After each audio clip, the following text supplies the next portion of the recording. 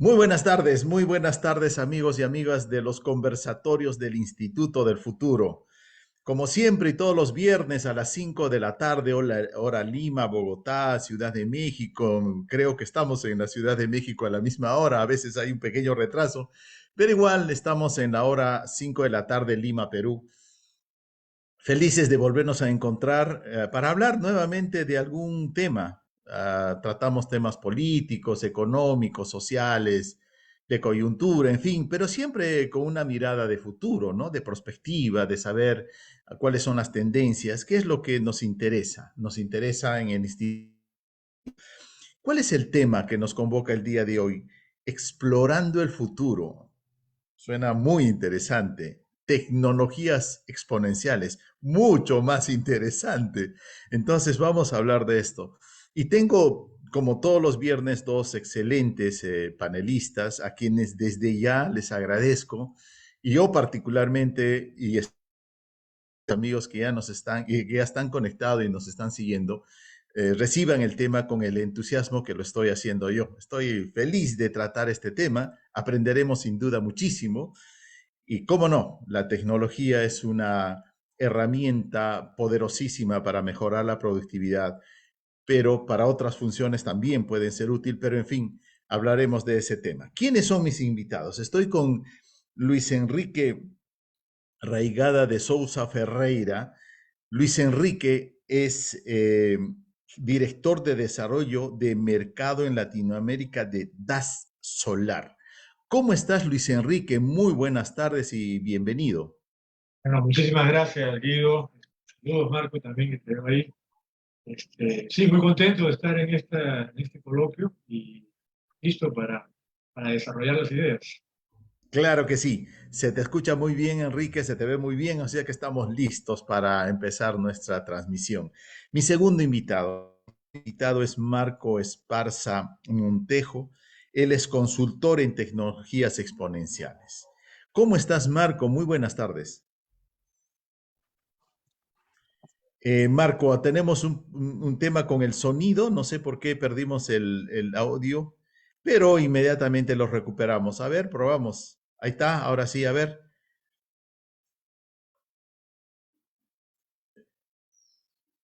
Estamos presentando a Marco Esparza Montejo. ¿Cómo estás, Marco? Ahora sí, te escuchamos. Perfecto. No, decía que con mucho gusto. Maravilloso terminar así la semana, poder hablar de tecnología. Yo vengo hablando sin parar desde las 3 de la tarde. He estado ahorita con un presidente de una empresa en África y bueno, feliz de poder conversar sobre estos temas sin parar. Claro que sí, claro que sí. Qué buena introducción. Felices de cerrar la semana con un conversatorio tan nutritivo, tan aleccionador y tan instructivo. Marco, empezamos con Luis Enrique ahora. Luis Enrique, cuando hablamos de tecnologías exponenciales, ¿a qué nos estamos refiriendo? ¿Podría darnos algunos ejemplos así destacados? Bueno, sí, a ver, el tema de tecnología exponencial, término se utiliza sobre todo para explicar cuando algo se desarrolla dentro de un medio científico y comienza a tener una actividad práctica.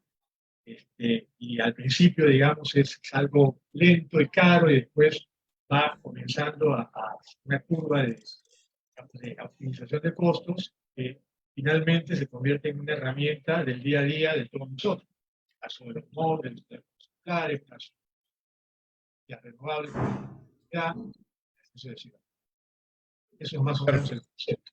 Muy bien, Luis Enrique. Vamos a ir mejorando el audio. El audio a veces está medio flojo. Esperamos mejorarlo. Marco, la misma pregunta, pero un poco ya hablando del impacto y de qué ejemplos, porque obviamente nosotros en nuestra historia, no sé si ya estamos en la cuarta, creo que sí, o entrando a la quinta revolución, hubo acontecimientos que efectivamente pues se pueden considerar acontecimientos que fueron un hito de iniciar una primera revolución, ya sea industrial, tecnológico, informática, en fin, lo que fuera su manifestación, pero el impacto pues en crecimiento, en la economía fue notable, ¿no? Entonces, cuando hablamos de tecnologías exponenciales, como nos decía Luis Enrique, son tecnologías que inicialmente pueden ser difícil acceso, solo, sobre todo por el costo, por la cobertura, por la tecnología utilizada, y después comienzan pues a reducir drásticamente los costos y comienzan a tener su impacto masivamente, ¿no? Entonces, Marco, dinos cómo están en las industrias, qué industrias actualmente se están viendo beneficiadas con estas tecnologías exponenciales y cuáles son los casos que podríamos como ejemplo destacar. Mi definición de tecnología exponencial. La tecnología exponencial tiene la capacidad de cambiar la civilización. O sea, una tecnología exponencial es simplemente un tren. Cuando no había tren, a tener tren. Otra es el avión. Pero si lo actualizamos a tiempos actuales, la inteligencia artificial tiene esa capacidad de cambiar la forma como hacemos las cosas. Entonces, cuando tú ves en la industria mundial y también en la peruana, que ya estamos embebidos en múltiples tecnologías exponenciales y ya lo hemos vuelto nuestra normalidad. La normalidad más evidente es, como dije, la inteligencia artificial que ya está en las redes sociales, ya está en un montón de servicios, pero también tienes lo que es la impresión 3D. En este momento ya hay empresas, marcas de automóviles europeas que ya no importan una pieza que necesitan, sino la imprimen en el Callao. La imprimen en una empresa especializada en la cuadra 50 de la avenida Benavides por la Universidad de San Marcos, una empresa especializada que tiene impresoras de metal, imprime piezas que antes tenías que traerlas de Alemania, de Dinamarca, sepa usted. Entonces, actualmente ya estamos embebidos en múltiples tecnologías exponenciales en simultáneo.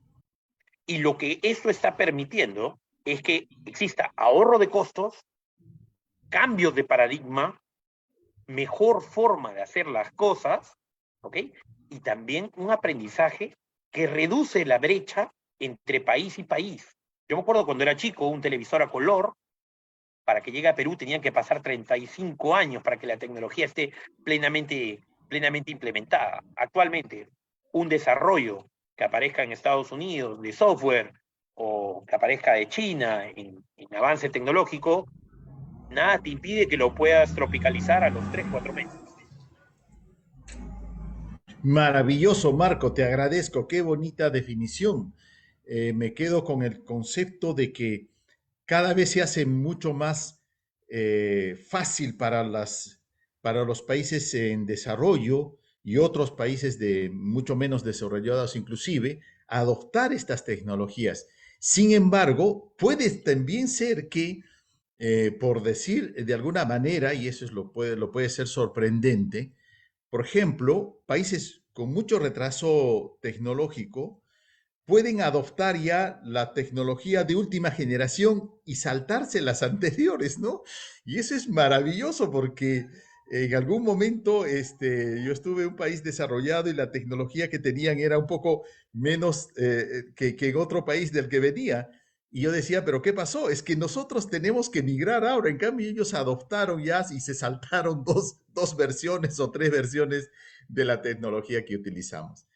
Y en ese sentido, Luis Enrique, va mi pregunta. Esto ya nos ha dado Marco una pauta, ¿no? De que el impacto más bien va a reducir estas diferencias entre países desarrollados y menos desarrollados, entre países productores de tecnologías, estas tecnologías exponenciales, y los países que más bien somos consumidores o importadores de estas tecnologías. ¿O cómo tú ves ese futuro, Luis Enrique? Bueno, a ver, la tecnología de por sí muchas veces no es ni mala ni buena, simplemente una herramienta, ¿cierto? Y hay muchas personas que lo pueden utilizar o ver de la forma positiva o de la forma negativa, ¿no? El vaso medio lleno o el vaso medio vacío. Yo particularmente veo a veces mucha resistencia de ciertas sociedades, de ciertos grupos sociales, para aplicar este tipo de tecnología exponencial, porque hay siempre un temor. Y más aún cuando esa brecha, bien lo señalabas, dices que obviamente la manejan mucho más al día a día que otros. Y yo mismo he visto, ¿no? En mi carrera, casos, por ejemplo, un sistema de bombeo de agua, ya sola, resultaba ser de algo positivo o algo negativo. ¿Por qué? Las, te cuento un caso que es de estudio.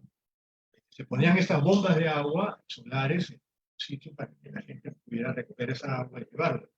Sin embargo, eso afectó la vida diaria de esta pequeña población porque las mujeres iban al río a buscar el agua antes y así podían conocer a sus parejas. Entonces, se formaba, ¿no?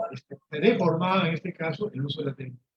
Entonces, muchas veces la tecnología tiene que ir muy de la mano con la agenda local. O sea, hay que irla integrando de una manera que sea amigable y que sea comprensible. Hemos visto el caso de los abuelitos que de repente no les gusta usar un celular. De hecho, tratando el tema de renovables, de la especialidad, también vemos muchas resistencias, ¿no?, sobre el uso de este. Entonces, yo creo que en general lo que deberíamos siempre enfocar acá es el uso de la tecnología.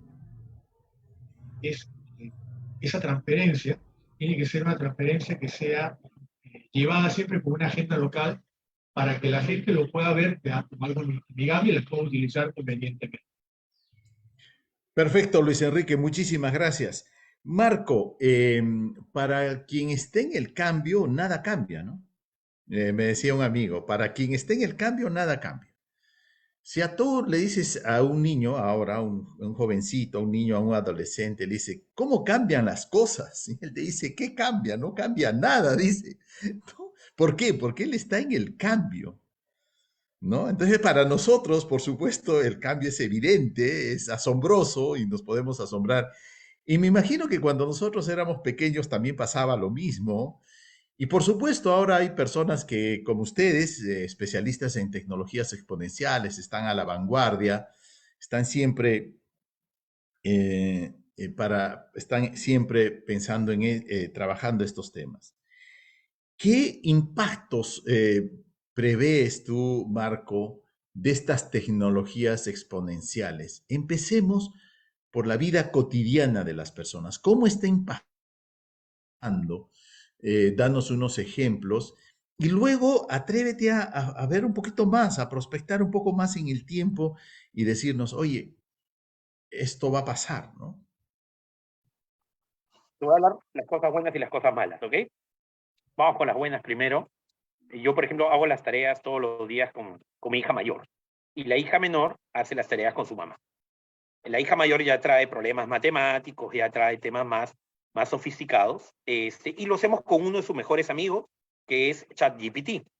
Entonces, que es la inteligencia artificial, que yo lo utilizo embebido en Microsoft Bing. O sea, en el explorador de Bing, no pagar licencia, ahí utilizo, y ella chatea y valida que las tareas estén bien hechas.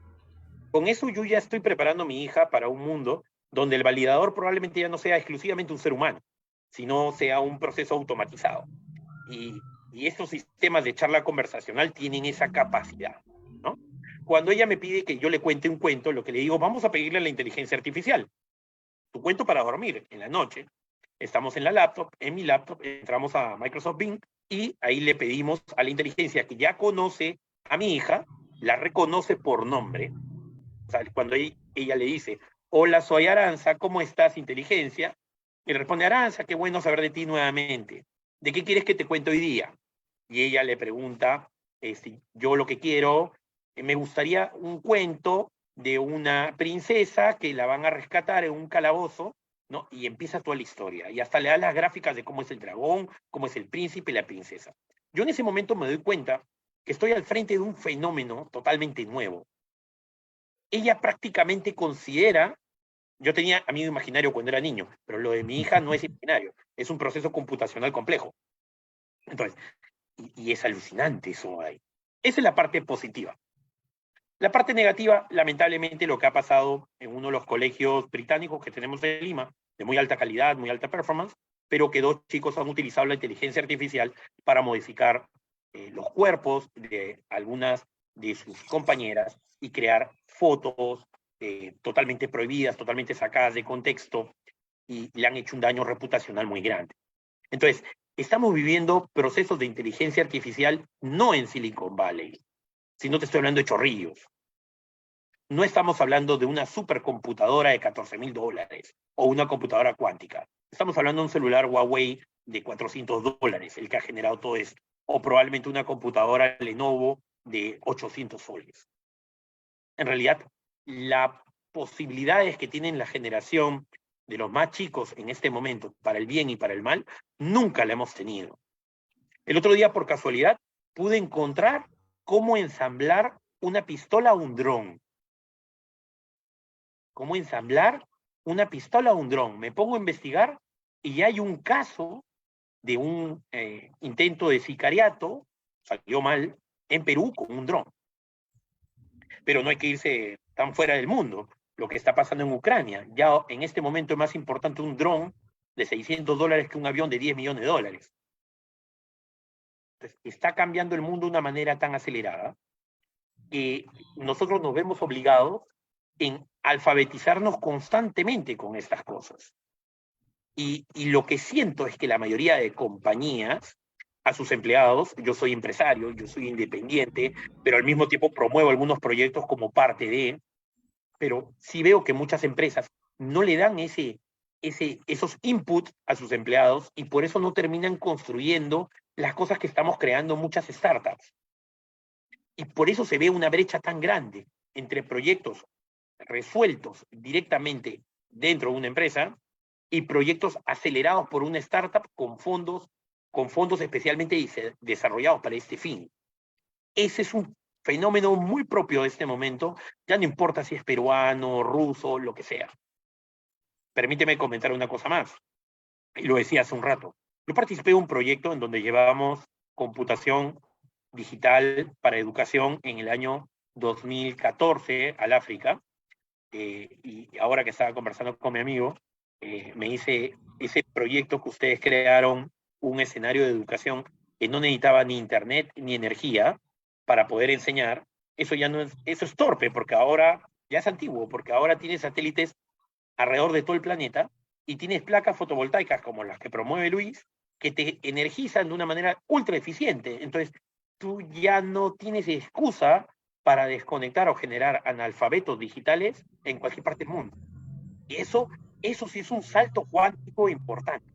Así que estamos viviendo esa época, estamos viviendo este momento, y si a eso le sumas de que el ser humano, su esperanza de vida está creciendo a un nivel inimaginable, estamos hablando de 90, 95 años y tienen Facebook, ¿no? Entonces, cuando ves la situación, todos los indicadores te cambian, todos los planes sociales te cambian, todas las estructuras sociales no están preparadas para eso, y realmente vivimos en una incertidumbre de que además los líderes políticos de la mayoría de países no están leyéndolo adecuadamente y piensan que seguimos en los 90 o en principio en los 2000. Así que eso es lo que estamos viviendo, para bien o para mal. Probablemente creemos que estamos en el 2023, pero si hacemos un cálculo creo que estamos en el 2025 o más. Imagínate, muchas gracias Marco, qué interesante además los casos que vas presentando, cómo vamos evolucionando rápidamente hacia estos espacios a veces inimaginables, ¿no? Pero que ya están siendo una realidad y que como este tema del sicariato utilizando drones y tantas cosas maravillosas que pueden hacerse con los drones, pero fíjate todo estas tecnologías lo que están generando, ¿no? Maravilloso, interesante. Gracias. Ahora, mi querido Luis Enrique, nosotros tenemos algunas inquietudes como humanidad, ¿no? Uno es la sostenibilidad, el tema del cambio climático, la pobreza, la salud, en fin, son temas que nos preocupan y nos preocupan a nivel mundial y de ahí salen el trabajo de las Naciones Unidas de los Objetivos de Desarrollo Sostenible. Y tú, Luis Enrique, más bien serías optimista o no lo eres tanto que la tecnología pueda apoyar en resolver estos temas. A ver, un poco lo que yo he visto ejemplo, los famosos versos de los COP, ¿no? De la Tierra, que pasó Río de Janeiro en el año 93, si no me equivoco, y después fue sucesivamente revisándose para bajar las emisiones de gases de efecto invernadero. Para eso se aplicaba tecnología. Tecnología que permitía, a través de las energías renovables, evitar ese tipo de emanación, de emisión. Sin embargo, en todos estos congresos yo siempre veía como una especie de muro de separación. Por un lado, los países con menos desarrollo que decían, si ustedes son los que contaminaron, y ahora nos piden a nosotros que usemos esta tecnología que es cara para que ustedes reparar lo que ustedes hicieron.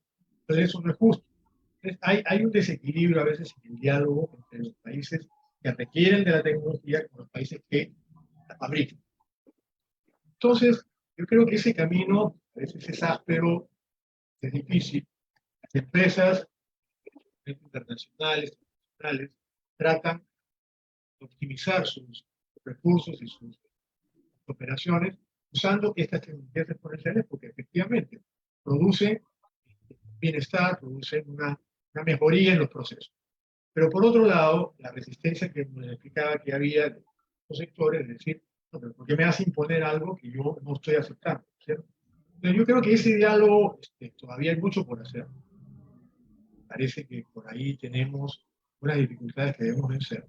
Sin embargo, dentro de lo que es la industria, sí hemos visto algún progreso. Yo sí soy optimista, por naturaleza soy optimista, de que vamos hacia un planeta sostenible. Yo creo que se han dado pasos muy importantes en China, en Estados Unidos, varios países, vamos a decir, que desarrollan alta tecnología y que estamos tratando de adaptar a nuestros países que de repente no son los que idean o los que fabrican estas tecnologías, pero que sí las pueden convenientemente. Entonces, en ese aspecto, la normativa es muy importante. Hay un aspecto legal que a veces no es bien concebido y que eso también puede traer algunos obstáculos. Pero en general yo diría que soy optimista. Gracias, Luis Enrique. Excelente, qué buena noticia. Entonces, vamos a tener algunos resultados positivos en estos temas que de verdad nos preocupan, sobre todo la sostenibilidad, ¿no? La sostenibilidad del planeta, nada más y nada menos. Pero, mi querido Marco, estamos viendo también algunos términos, estamos en una hora un poco familiar, la gente que se conecta en las redes y puede estar interesada por estos temas, pero hay varios temas que todavía no están tan claros. La inteligencia artificial, ya nos mencionaste algunos casos, espero que nos ayudes un poco a entender un poco más hacia dónde está yendo, cuáles son los niveles, cuáles son los avances que se espera de la inteligencia artificial, si alguna vez llegará bueno, en algunos temas creo que ya nos están superando, pero hay algunos otros temas o sea, largamente nos están superando, pero hay otros temas donde hay muchísima discrepancia si lo logrará o no lo logrará. Pero hay otros temas como la realidad virtual y la realidad aumentada. Te agradecería, Marco, nos puedas explicar un poco, a pesar de que estos han sido un poquito antes desarrollados o creo que trabajados que antes que la inteligencia artificial, no están logrando ese impacto que sí lo está haciendo la inteligencia artificial. ¿Por qué? Los hijos interactúan perfectamente en Roblox todos los días.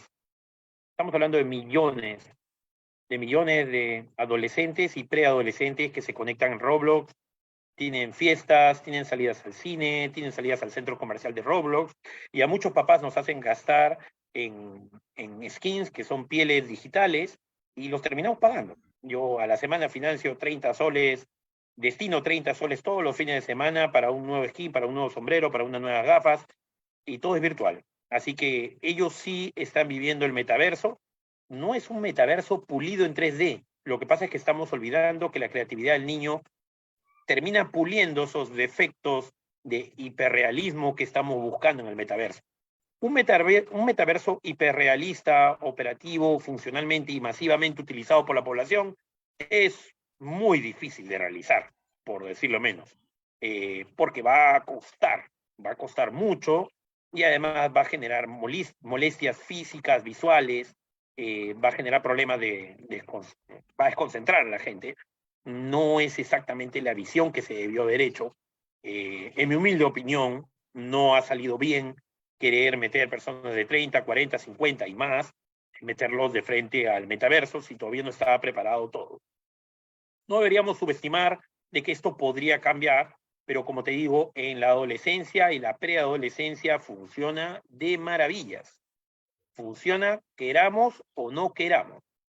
Eso ya está masificado, no depende de nosotros. Hay hijos de varios amigos míos que ya trabajan en Pizza Hut virtuales para cobrar una criptomoneda llamada Robux, pero ese Robux también lo puedes comprar en Plaza Vea. Por 39 soles te llevas 400 Robux. O en Ripley, ¿no? Entonces, ya no estamos tan alejados de eso. Ya alguien ya se dio cuenta de que existe un mundo virtual. Ya nuestros hijos prácticamente yo les tengo que obligar a que salga a la calle. Ya no quieren salir.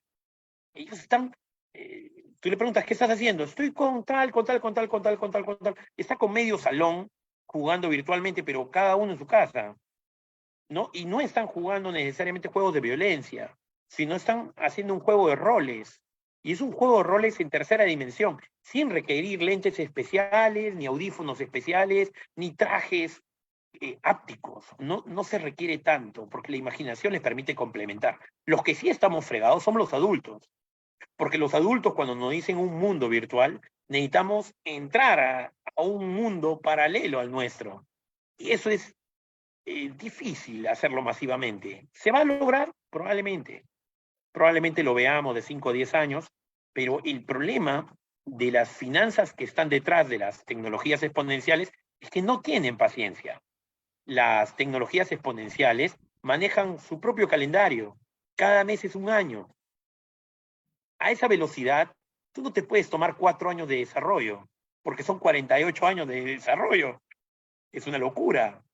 Tú actualmente a diferentes desarrolladores de Roblox, tú ya le dictas cómo quieres tu casa. Quiero una casa con piscina, con jacuzzi, con vista al mar, y empieza a ensamblarse. Y después invitas a sus amigos. Y todos tienen una fiesta ahí. ¿No? Entonces, cuando tú ves eso, tú dices, oye, me encantaría hacer eso para la empresa. Es que ya hay empresas que lo están tomando en serio y lo están haciendo así. Ahora, también la pandemia viendo algunas cosas positivas de habernos tenido metido en nuestras casas, desarrolló también mayor tolerancia a las videoconferencias para toda actividad humana. Para toda actividad humana. Cuando digo toda, hablo en serio. O sea, hay gente operando o asistiendo operaciones de un continente a otro, cirugías. Y dentro de poco esa cirugía va a ser un aparato que lo va a estar haciendo a distancia, el médico va a estar en Barcelona y el aparato va a estar en San Isidro, ¿no? Entonces, ya se está dando, ya hay las facilidades técnicas para hacerlo, y lo que corresponde a la inteligencia artificial, si tiene el potencial de destruir, por supuesto que lo tiene. Los mayores pensadores de tecnologías informáticas y filosofía vivos que tenemos en este momento han realizado un comunicado al Senado norteamericano pidiendo se suspenda la aceleración de la inteligencia artificial por todo el año 2023. Obviamente nadie le ha hecho caso, porque somos así. Yo soy un creyente de que los seres humanos, sin saberlo, la masa, lo que buscamos es la singularidad. La singularidad es cuando ya el Homo sapiens sapiens pase a ser relativamente obsoleto y ya las decisiones importantes y los trabajos importantes se los damos a algo creado por nosotros, y que ese algo creado por nosotros sea el que nos lleve de la oreja a lo que nos seguirá en el futuro, un futuro que ni siquiera puedo predecir, porque como te digo, cada mes es un año. Maravilloso, Marco. Estas últimas palabras al menos son inquietantes, por lo menos, ¿no? Son inquietantes para los que lo escuchamos. Luis Enrique, uno de los temas que son mucho más evidentes, siempre lo ha sido, el interés económico de cada de cada tecnología. Ha habido siempre un interés económico. Sin embargo, ahora parece, o por lo menos algunas opiniones van en ese sentido, ¿no? Que se está exacerbando, que se está logrando, digamos, un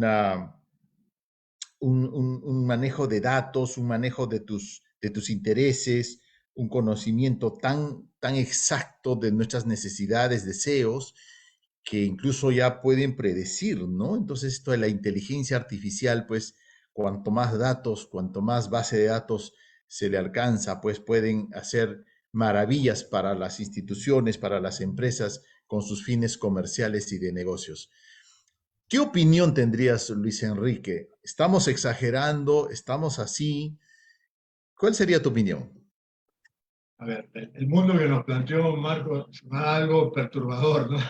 Pero en realidad, miren, yo lo que creo, sinceramente, es que yo tengo dos hijos universitarios.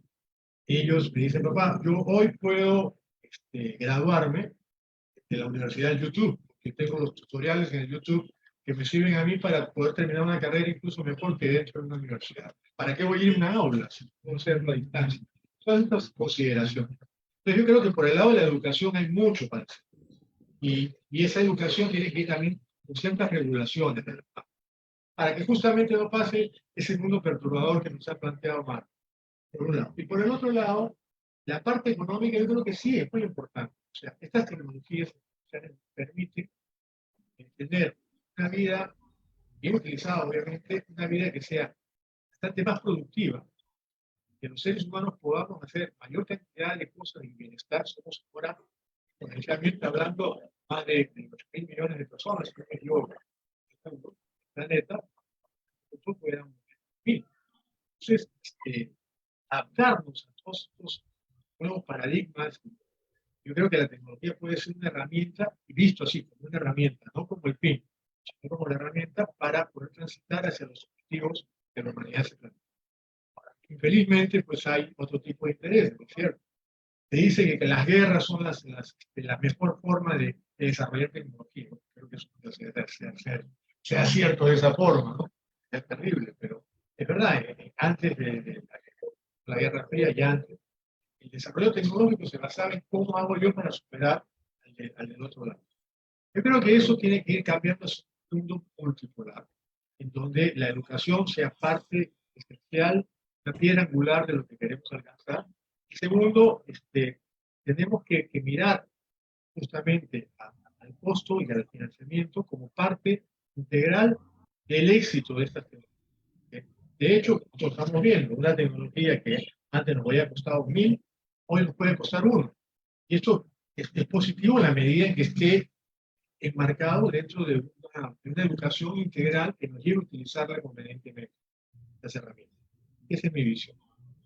Gracias, Luis Enrique. Excelente, entonces. Marco, ¿en qué industria se siente más o se va a sentir más? ¿En qué rubros, en qué actividades humanas se va a sentir más esta presencia de estas tecnologías exponenciales?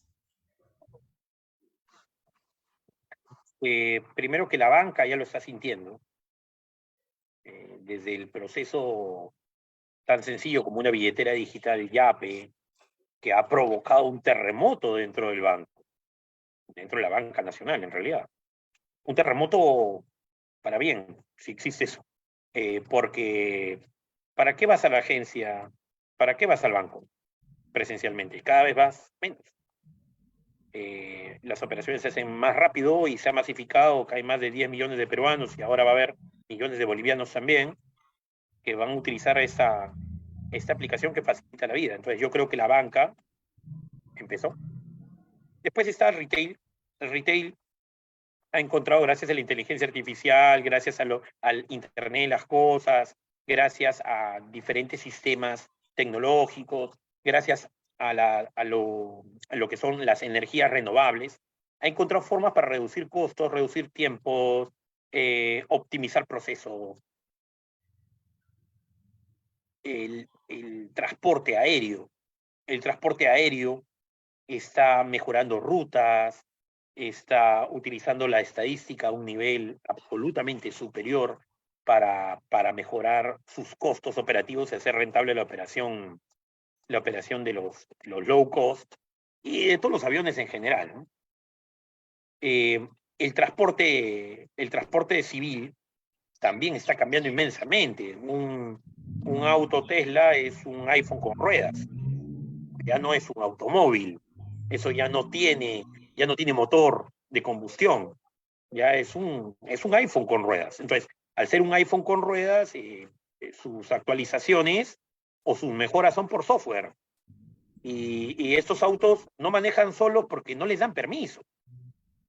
Porque ya en San Francisco hay algunos pilotos, pero en China ya es muy normal. El auto se puede manejar solo, ya tiene las capacidades de predecir accidentes que los seres humanos muy entrenados en manejar en el centro de Lima tal vez tengamos ese sexto sentido, pero los automóviles tienen sensores, radares y un montón de cosas y están conectados entre sí, lo cual está logrando que esa industria poco a poco cambie. O sea, si me permiten hacer un ejemplo metafórico, pero no tan alejado de la realidad, es que en un futuro tu auto te va a llevar al trabajo o al estudio y una vez que tú llegas al autoestudio lo vas a mandar a trabajar. El auto va a salir a taxiar, ¿no? Entonces, pero en el camino, este auto recibe una persona que le dice, estoy muy apurado. Y tu auto está haciéndole taxi a esta persona y le va a preguntar, ¿está muy apurado? ¿Cuánto dinero usted está dispuesto a dar para llegar más rápido? Y esta persona le va a decir, tengo 20 soles. Y este auto le va a avisar a todos los autos que se encuentren en el camino que tiene 20 soles y va a empezar a repartir premios para que lo dejen adelantar cual ambulancia.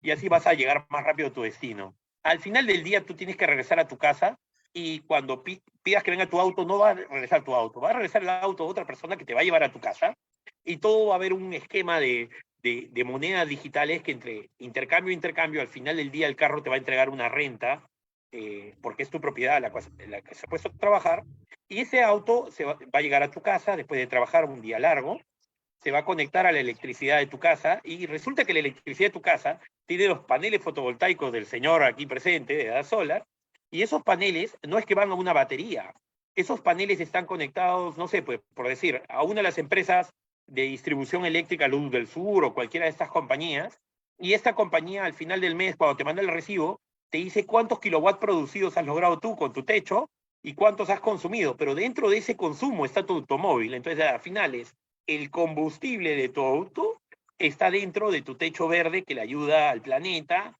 y que estás aprovechando el sol para todo eso, y tu auto te está generando una renta que te ayuda a pagar tu casa. Eso es lo que estamos entrando en este momento. Qué increíble, Marco, no, realmente asombroso. Tú, Luis Enrique, mm, ¿tú sientes que estamos en una época perturbadora, como decías en algún momento? A ver, yo diría una época de transición. Se habla mucho de la transición energética. A ver, yo trabajo en una empresa, efectivamente, que por estas cosas de operaciones internacionales, empresa china, cuyo principal accionista es la corporación CTG, que es la que compró Luz del Sur en el Perú, compró la hidroeléctrica del Guayas. Y además produce paneles solares. Entonces ahora vemos cómo la industria de la electricidad comienza a entrar en una transición, ¿no? ¿Qué pasa? ¿Por qué sucede esto? Porque efectivamente un panel solar hace 30 años costaba 100 y ahora cuesta 1. Y esa es realmente Y así como ha pasado con la energía, ha pasado con las telecomunicaciones y ha pasado con el transporte, ¿no? Como Marco, hoy la electromovilidad se ha convertido en algo que ya comienza a ser normal en muchos sitios. Tendrá que serlo acá también. O sea, no estamos exentos de esto. Ahora, ese proceso, esa transición, como decía yo al comienzo, tiene que formar parte de un esquema educacional, que sea muy didáctico, porque la gente en un momento dado no va a poder seguir el ritmo de entender todo lo que se nos viene. Entonces, y ahí yo creo que las autoridades tienen que jugar un papel muy importante, justamente para entender que esto está cambiando, hay una transición, Pero en esa transición debemos regular ciertas cosas y debemos enseñar muchas otras. Los especialistas podemos en algún momento dado aportar algo, pero el maestro, el didacta, es el que tendría que en este caso comenzar a absorber estos conocimientos, ¿no? Y comenzar a plantear la utilidad de la herramienta y no tanto así como ver la posibilidad de la deformación de la utilidad de esa herramienta. Creo que es por ahí la cosa. Gracias, Luis Enrique, muchas gracias. Marco, te comento, hace unas semanas en la ciudad de Lima, como seguramente ustedes saben y los amigos que nos están viendo y escuchando, estuvo la Feria Internacional del Libro de Lima, ¿no? Entonces, yo llevé una publicación diseñada para la feria y lo que hacía era entregarle a las personas un volante y le decía, lee, ¿qué dice ahí? Y las personas leían y decía, si te quedas sin empleo. Toda la gente se sorprendía, por lo menos la gran mayoría se sonreía, para nadie era indiferente, incluso personas bastante jóvenes. Y yo le decía, dale vuelta. Entonces le daba vuelta al volante y decía, haz tu plan B, que el desempleo no te sorprenda, ¿no? ¿Y por qué saqué este material? Porque en mi condición estuve varios años colaborando como presidente de la Asociación de Egresados de la Universidad del Pacífico. Y mis compañeros que saben que yo estoy en el tema de emprendimiento, venían y me decían, Guido, me dieron la noticia, perdí el empleo. Pero ¿por qué has tenido que esperar hasta ahora para cambiar tu vida? O sea, el plan B se diseña en el mejor momento profesional, emocional y personal, porque de lo contrario no vas a tomar buenas decisiones. Ahora estás afectado emocionalmente, etcétera, y tus decisiones no van a ser buenas. Entonces yo decía, ¿cómo hago que las personas construir su plan B? De hecho, la gente que es más exitosa en los emprendimientos es que tomaron la decisión cuando estaban en su mejor momento y carrera y personalmente y profesionalmente, ¿no? Entonces saqué este libro pequeñito que se llama El Plan B y es de bolsillo. ¿Y por qué? Es a modo de recordatorio, ¿no? Le decía, no sé si lo vas a leer, pero cada vez que lo cojas, acuérdate y pregúntate qué estás haciendo por tu plan B. Que el desempleo no te sorprenda. Realmente es un éxito, ¿no? Es un éxito, vendemos muchísimo, es una maravilla esto. Estoy muy contento. 100 años. ¿Deberíamos preocuparnos aún más del desempleo, mi querido Marco? Vivir 100 años. 100 años. Solo vas a trabajar 50, o sea, la mitad de tu vida vas a tener asegurado un empleo. La otra mitad, ¿cómo la vas a coberturar? Tienes que hacer tu emprendimiento. Tienes que hacer tu propia empresa, tu consultoría, porque justamente las personas que te van a reemplazar van a tener cartones, pero no van a tener experiencia de vida. Entonces ahí tienes la oportunidad de ser tu consultora. Yo, de hecho, hago muchas cosas. Soy consultor, pero también soy director de una empresa que obtiene energía eléctrica de las plantas, ¿no? Entonces, estoy en tecnología, estoy en consultoría tecnológica para diferentes compañías, veo temas de blockchain, también he escrito un libro, ¿ok? ¿Y por qué? ¿Por qué no estoy en una oficina?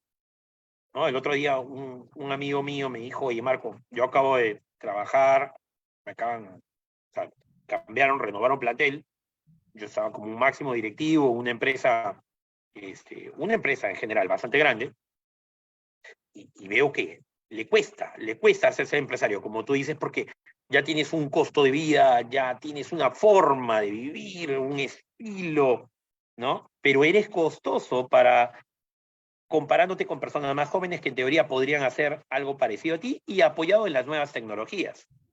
Eso es verdad. ¿Ok? Entonces, para mí fue sencillo llamar a alguno de mis clientes y decirle, un dueño de una marca de gaseosas, oye, decirle, deberías conocerlo porque es una persona excelente y sé que está desarrollando nuevas líneas de producto y prácticamente ya la entrevista está garantizada para la próxima semana. Entonces mi esposa me dice, oye, ¿y tú por qué promueves empleo, pero tú en realidad promueves emprendimiento. Yo le digo, no, es que no todos están listos en el mismo tiempo. Pero estadísticamente, le dije, la mayoría de personas que se emplean después de haber sido desplazados por edad, solamente los que logran, que son el 10%, los que logran emplearse, al tercer año nuevamente están fuera. ¿Por qué? Porque entender a la generación Z, la forma como hemos llamado parametrizado a los chicos más jóvenes, implica que tú seas usuario de TikTok, implica que tú seas conocedor del uso de una patineta, implica que tú sepas lo que es Roblox, pero a nivel usuario. Si no tienes esa sensibilidad, estás frito, porque tú vas a estar hablando de cosas para la generación millennial, como jóvenes, y ya los millennials ya tienen 36 años, ¿no? Y lo que el mercado está buscando es llegar a los Z que no quieren tener auto propio, que les parece alucinante comprar una cosa de 2 toneladas para sus 70 kilos de peso, que su hijo tiene 4 patas, ya no es un ser humano, su hijo es su perro, ¿no? Pero quieren que su hijo tenga seguro de salud. Entonces, hay que ser un poquito más flexibles y plásticos mentalmente y darse cuenta que estamos viendo un cambio generacional. Y por otro lado, si te estoy diciendo que vamos a vivir 100 años, nuestro modelo laboral está pensado para que tú trabajes en una oficina hasta los 60 y tantos, en el mejor de los casos, y ahí te jubilas y vas a vivir hasta los 70 y tantos. Pero si vas a vivir hasta los 100, vas a tener un gap de casi 30 años. ¿Cómo lo coberturas? No jubilándote, no con mucha plata en el banco. Vas a tener que reinventarte.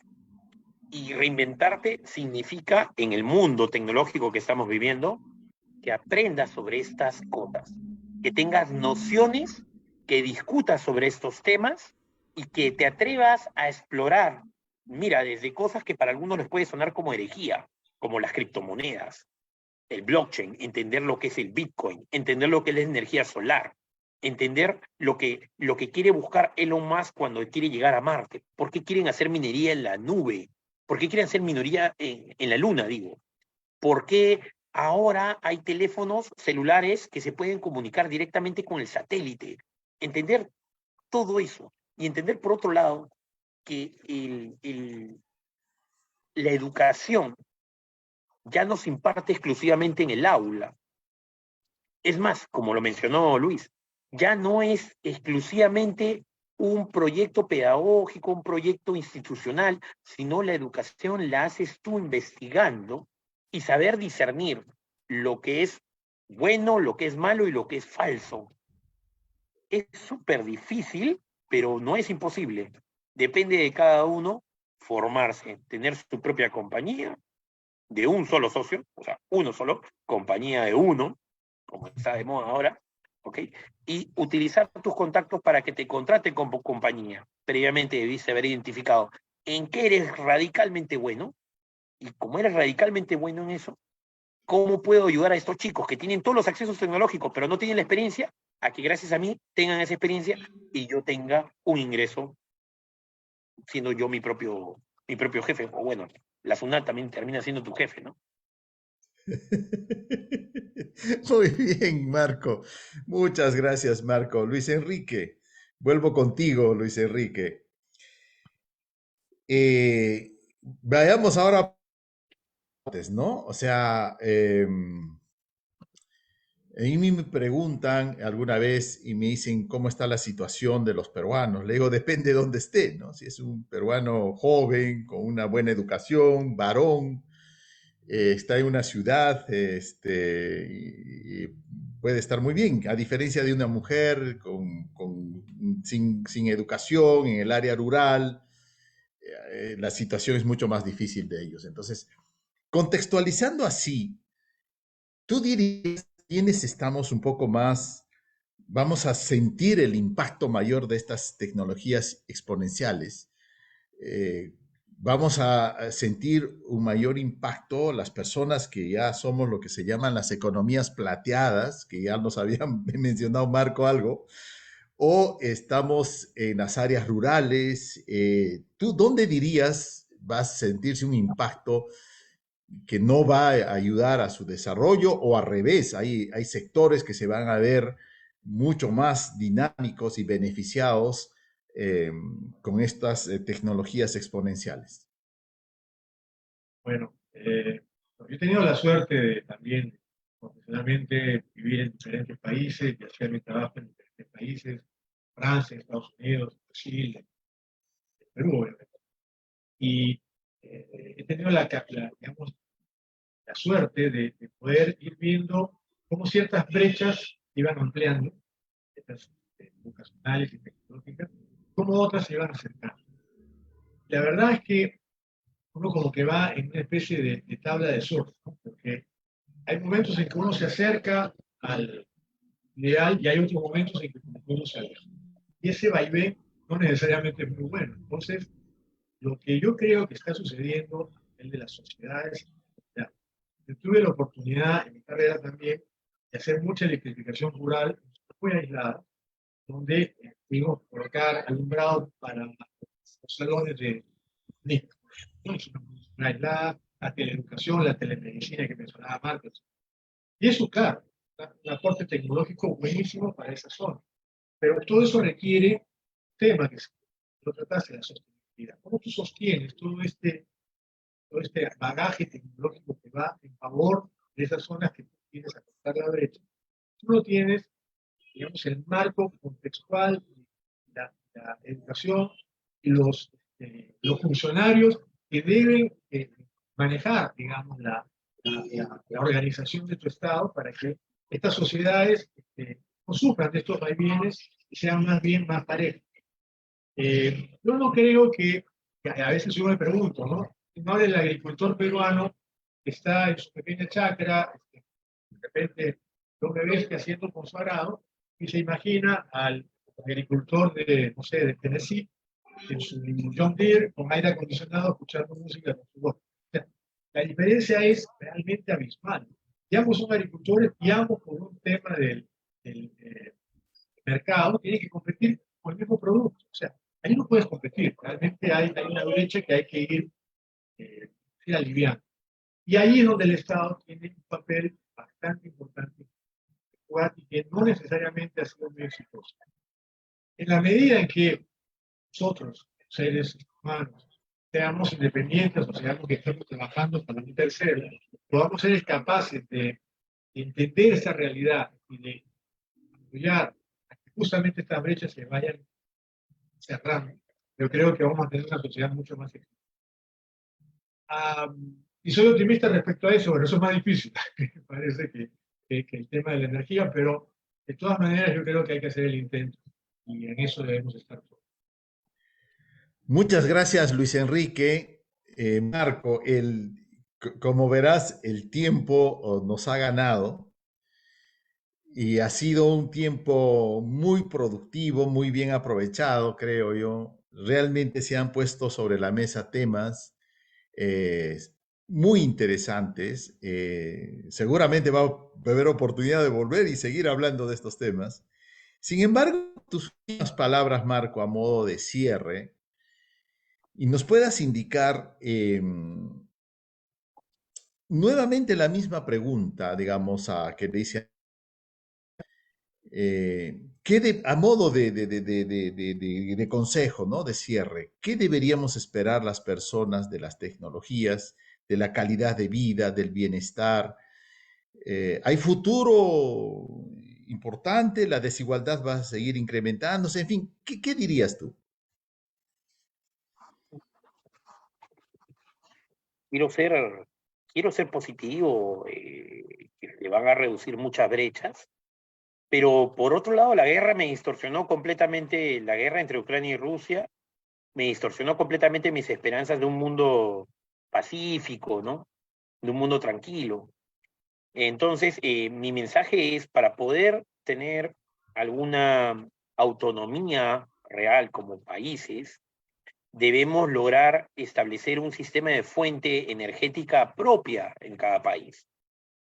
Ya no debemos estar atados geopolíticamente a un combustible que lo regulan 3 o 4 personas y que uno de ellos puede decidir invadir un país y distorsiona completamente tu economía a miles de kilómetros, ¿no?